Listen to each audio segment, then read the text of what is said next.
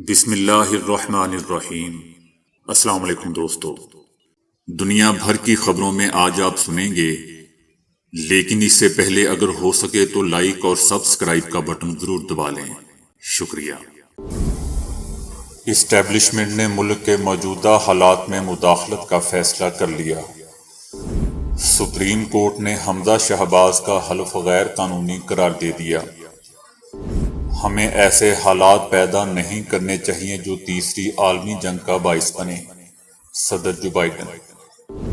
پرویز الہی سے زیادہ اداروں سے تعلقات ہیں۔ چودھری شجاعت۔ پاکستان میں سب سے زیادہ ووٹ لینے والا ہار گیا۔ World news. ایران، روس اور ترکی کا ہاتھوں میں ہاتھ ڈال کر کھڑے ہونا امریکہ کے لیے بھیانک۔ سوڈانی فوج سیاست سے دستبردار۔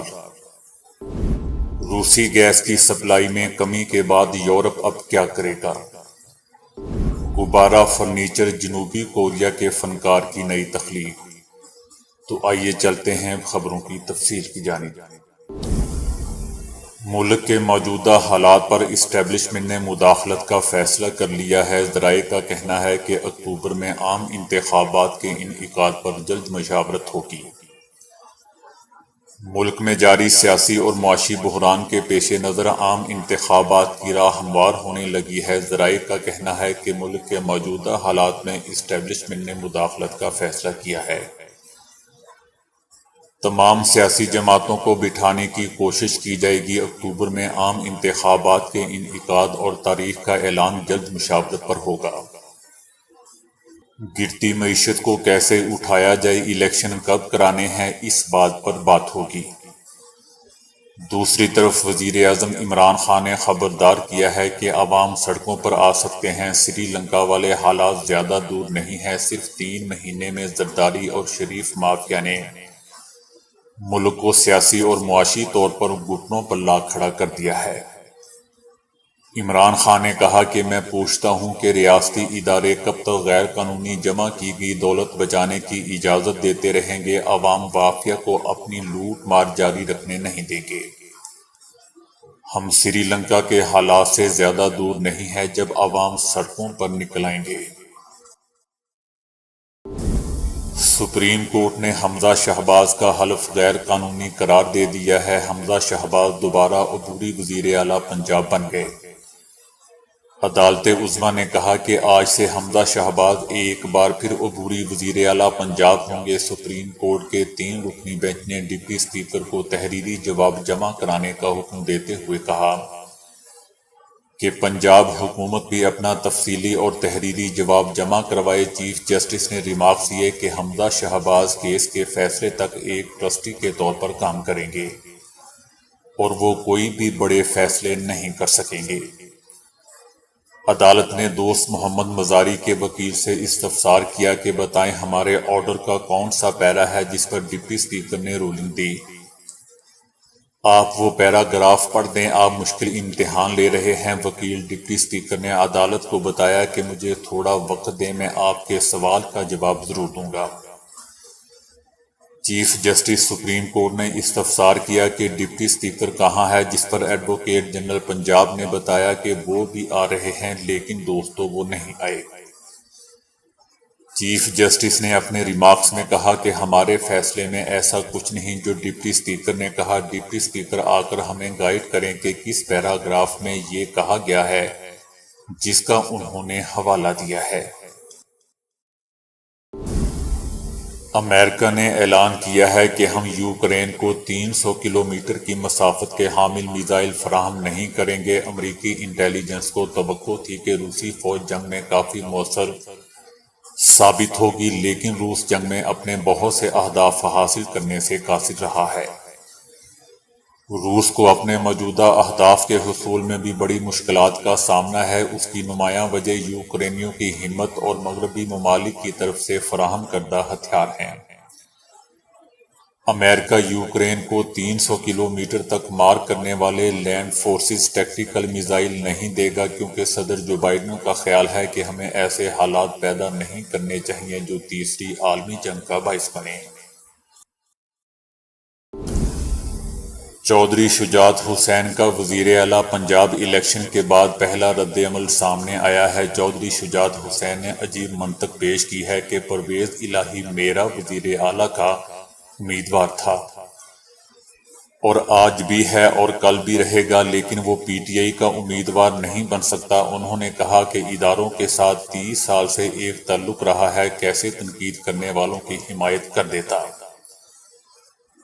انہی اداروں کی وجہ سے پاکستان میں استحکام ہے۔ تمام جماعتوں کے لیڈران اپنی ذاتی مفادات اور ذاتی سوچ کو بالائے طاق رکھیں تاکہ ملک مزید بحرانوں کا شکار نہ ہو۔ عمران خان کے امیدوار کی حمایت نہیں کروں گا۔ چودھری شجاعت حسین نے کہا کہ سیاسی مخالفت کو ذاتی مخالفت بنا کر غلط معنی نکالنے کی کوشش نہ کریں۔ جس کو بھی اقتدار میں آنے کا موقع ملے وہ سیاسی مخالفین کے پاس جائے، ملک کے بہتر مفاد کے لیے مل بیٹھ کر مشاورت سے آگے بڑھیں۔ دنیا کا میڈیا کہہ رہا ہے کہ پاکستان میں سب سے زیادہ ووٹ لینے والا ہار گیا۔ ڈپٹی اسپیکر نے اپنے نام مسلم لیگ کاف کے سربراہ چودھری شجاعت حسین کی ہدایات کے مطابق چودھری پرویز الہی سمیت مسلم لیگ کاف کے تمام 10 کے 10 ووٹ مسترد کر دیے اور حمزہ شہباز کو قائد ایوان مقرر کر دیا۔ چودھری شجاعت حسین نے جب اجلاس برائے انتخاب قائد ایوان شروع ہوا تو ایک خط ڈپٹی اسپیکر کو لکھ کر ہدایت دی کہ میری جماعت کے ارکان کے ووٹ مسترد کر دیے جائیں۔ ڈپٹی اسپیکر دوست مزاری نے ایوان میں سامنے آنے والی رائے اور ووٹوں کی بجائے چودھری شجاعت حسین کی ہدایات کے مطابق رولنگ دیتے ہوئے کاف لیگ کے 10 کے 10 ووٹ مسترد کر دیے۔ حمزہ شہباز 9 ووٹ کم لینے کے باوجود فتح مند قرار دے دیے گئے۔ انٹرنیشنل مبصرین کا کہنا ہے کہ عمران خان، جنہیں آج کل عوامی سطح پر مقبول ترین رہنما سمجھا جاتا ہے، ایک روز پہلے ہی خبردار کر چکے تھے کہ اگر عوامی ووٹ چرانے کی کوشش کی گئی تو وہ عوام کے احتجاج کو نہیں روک سکیں گے۔ مبصرین کا کہنا ہے کہ بدترین معاشی بدحالی کے بھنور میں پھنسے پاکستان میں سیاسی بحران کا بھی خطرہ پیدا ہو چکا ہے۔ تحریک انصاف کے حامی اس منفرد اسمبلی کارروائی پر ایوانوں کے باہر زیادہ پرجوشی دکھا سکتے ہیں، جس سے پنجاب اسمبلی میں ڈپٹی اسپیکر دوست مزاری کی طرف کا فیصلہ ایک نئی بحرانی صورتحال کی بنیاد بن سکتا ہے۔ ایران دوستو ایک آزاد ملک ہے اور روس ایک آزاد ملک ہے۔ وہ جس سے مرضی تجارت کریں، اس میں کسی دوسرے کو کوئی اعتراض نہیں ہونا چاہیے۔ روس ایران میں 40 ارب ڈالر کی سرمایہ کاری کرے گا، یہ بھی بہت اہم اقتصادی پیش رفت ہے۔ اسی طرح ایران سے روس تک اقتصادی راہداری بھی تعلقات کو استحکام دے گی۔ ایران میں روس اور ترکی کے صدور کا ہاتھوں میں ہاتھ ڈال کر کھڑے ہونا امریکہ اور اس کے اتحادیوں کے لیے کافی بھیانک تھا، مگر حقیقت یہی ہے دوستوں کہ پابندیوں، دھمکیوں اور ناکہ بندیوں کا زمانہ گزر چکا۔ دوستی کا زمانہ ہے۔ جو زیادہ دوست بنائے گا وہی کامیاب رہے گا۔ میرے خیال میں یہ ایران کا جو بائیڈن کے دورے کا بہترین جواب ہے۔ ہمارے خطے میں حالات بڑی تیزی سے تبدیل ہو رہے ہیں۔ بین الاقوامی قوتیں اپنے اپنے پتے بڑے ہوشیاری سے کھیل رہی ہیں۔ ایک دن تجزیہ نگار کہہ رہے ہوتے ہیں کہ مغربی بلاک کا پلڑا ابھرا ہے۔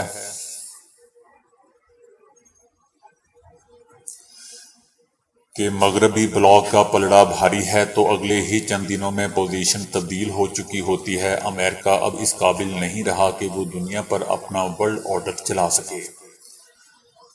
امریکہ بڑی تیزی سے بین الاقوامی حیثیت کھو رہا ہے۔ اس کی وجہ یہ ہے کہ مشرق میں اب بڑی طاقتیں سر اٹھا رہی ہیں۔ مغرب اور امریکہ کا دنیا پر یک طرفہ حکمران ہو جانا غیر فطری بات تھی۔ ہمیشہ طاقت اور معیشت میں مشرق کا ایک مقام رہا ہے اور مغرب اس کے مقابلے میں کچھ خاص نہیں تھا۔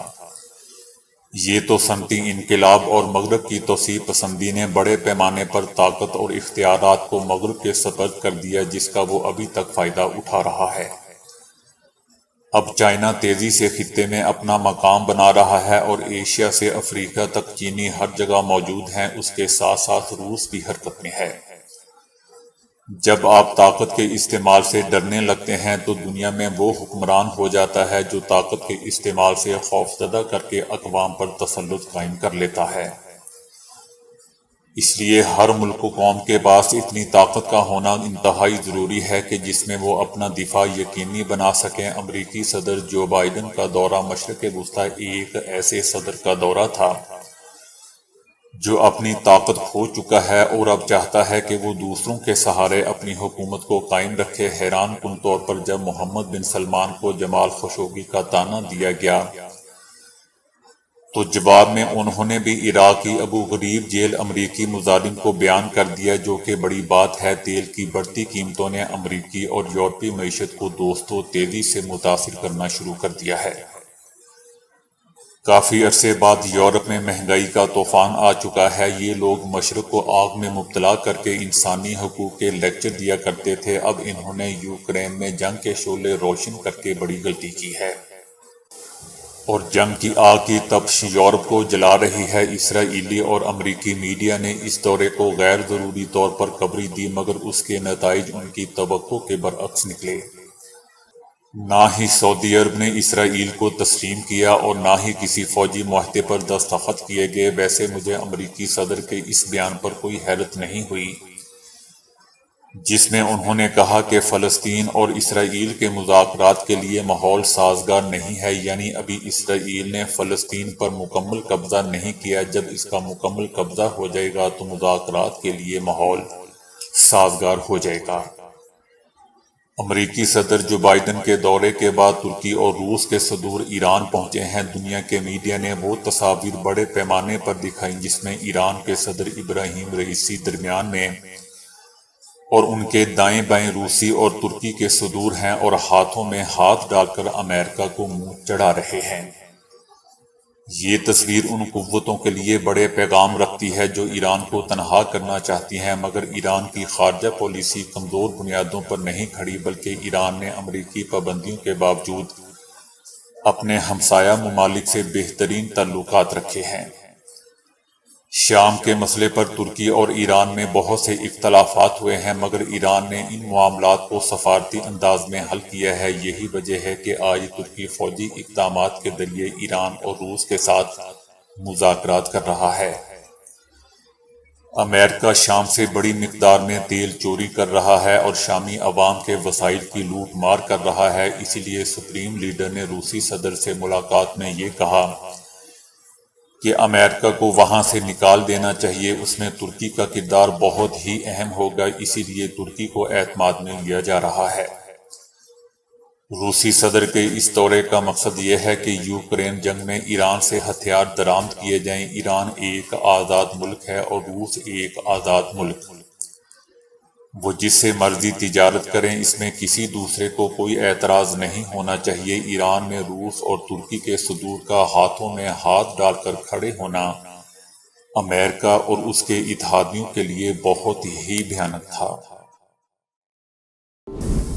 سوڈانی فوج نے سیاست چھوڑ کر ملک کی سرحدوں کی حفاظت کی ذمہ داری پوری کرنے کا فیصلہ کیا ہے اور فوج نے اقتدار عوامی نمائندوں کو سپرد کرنے کا فیصلہ کیا ہے، جو خون ریزی اور عدم استحکام کا باعث بن رہا تھا۔ قبائلی تنازعات، نفرت کا پھیلاؤ سوڈان کو تباہی کی طرف لے جا رہا تھا۔ سوڈانی فوجی جنرل نے کہا ہے کہ ہم سوڈان میں چھپی سازیوں کو دیکھ رہے ہیں اور ہم ملک کو درپیش خطرات سے نمٹنے کے لیے یکجہتی کا مطالبہ کرتے ہیں۔ انہوں نے قومی اور سیاسی قوتوں پر بھی زور دیا کہ وہ عبوری حکومت کے اداروں کی تشکیل میں تیزی لائیں۔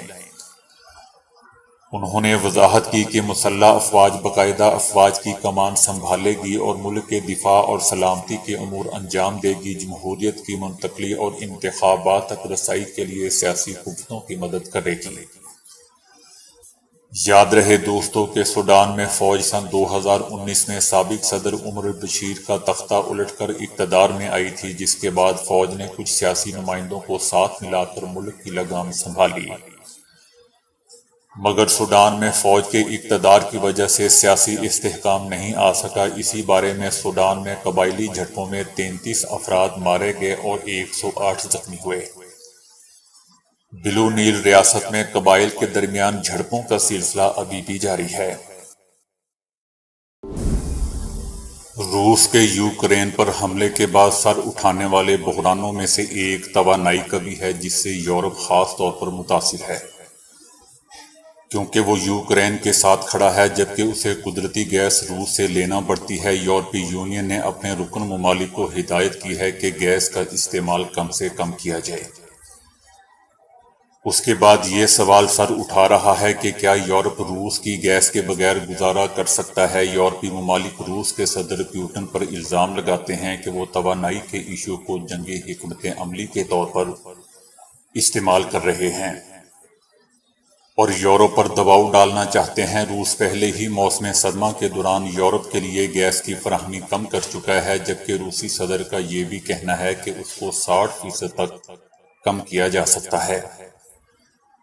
ماہرین کا کہنا ہے کہ اگر واقعی یہ کمی کر دی گئی تو یورپ کو کارخانے چلانے میں مشکلات کا سامنا کرنا پڑ سکتا ہے۔ حملے کے بعد پابندیوں کے جواب میں روس نے 6 یورپی ممالک کے لیے گیس بند کر دی تھی، جبکہ باقیوں کو سپلائی کم کر دی گئی تھی۔ یعنی موسم سرما کے آغاز سے پہلے روس نے 27 ممالک کو مشکل میں ڈال دیا ہے، کیونکہ موسم سرما میں گیس کی طلب بڑھ جاتی ہے۔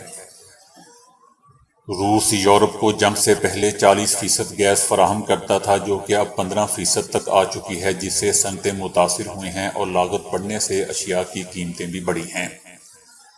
بین الاقوامی توانائی ایجنسی کا کہنا ہے کہ گیس کم ہونے کا مطلب ہے قیمتوں میں اضافہ ہونا، جس سے یقیناً صدر پیوٹن کو فائدہ ہوگا۔ بحران سے نمٹنے کے لیے یورپ ممالک LNG کی طرف گئے ہیں، تاہم وہ مہنگی پڑتی ہے کیونکہ اس کو بحری جہازوں کے ذریعے امریکہ یا قطر سے منگوانا پڑتا ہے۔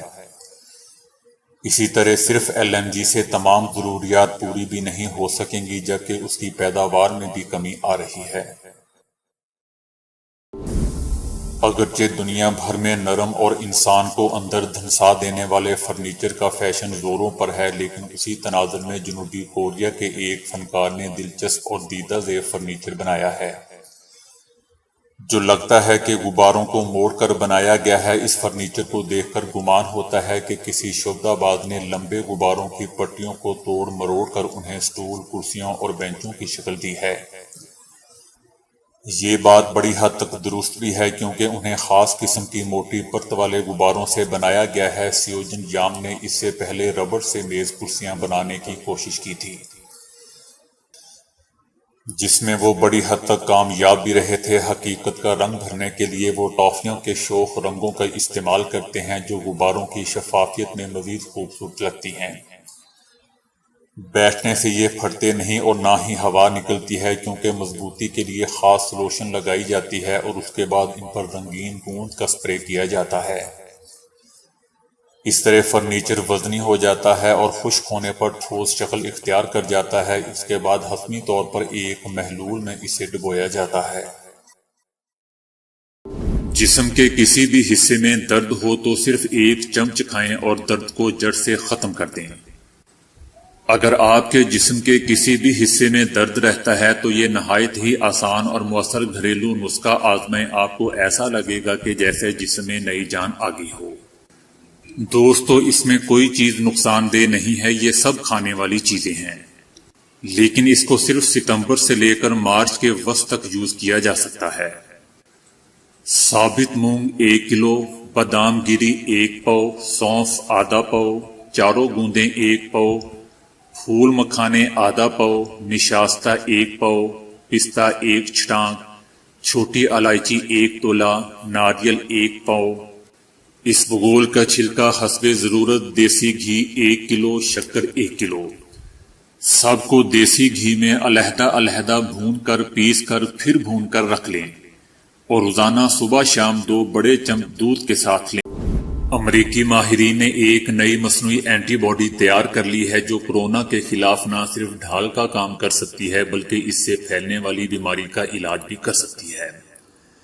فی الحال یہ اینٹی باڈی چوہوں پر کامیابی سے آزمائی گئی ہے، تاہم اسے کورونا کے خلاف باقاعدہ طور پر استعمال ہونے میں مزید کئی آزمائشوں سے گزرنا ہوگا، جس میں مزید وقت لگے گا۔ سائنسدان برسوں سے جانتے ہیں کہ سانس کی نالی اور پھیپھڑوں کے خلیوں کی سطح پر ایک خاص طرح کا انزائم S2 موجود ہوتا ہے جو عام حالات میں مفید تو ہوتا ہے، لیکن کورونا کو خلیے کے اندر داخل ہونے کے لیے راہداری بھی یہی فراہم کرتا ہے۔ کورونا کی سطح پر بھی خاص طرح کے پروٹینی ابھار ہوتے ہیں جنہیں اسپائک پروٹین کہا جاتا ہے۔ یہ S2 اسے خلیے میں داخلے کا راستہ کھولنے پر مجبور کر دیتے ہیں۔ یہ تمام معلومات مد نظر رکھتے ہوئے ماہرین نے تجربہ گاہ میں کئی مصنوعی اینٹی باڈیز بنائی ہیں جو کورونا کی اسپائک پروٹین کو جگڑ کر کورونا کو اس غلط فہمی میں مبتلا کر سکتی تھیں کہ جیسے وہ خلیے کے اندر داخل ہو چکا ہے اور اس کا حملہ ناکام ہو جاتا۔ اگر یہ مصنوعی اینٹی باڈی انسانی تجربات میں بھی اتنی ہی مفید اور کارآمد ثابت ہوتی ہے تو امید ہے کہ ہنگامی بنیادوں پر اسے کورونا کی مؤثر ترین دوا کے طور پر استعمال کیا جانے لگے گا۔ تو دوستو ابھی کے لیے اتنا ہی۔ ویڈیو کو لائک اور شیئر کرنے کا بہت بہت شکریہ۔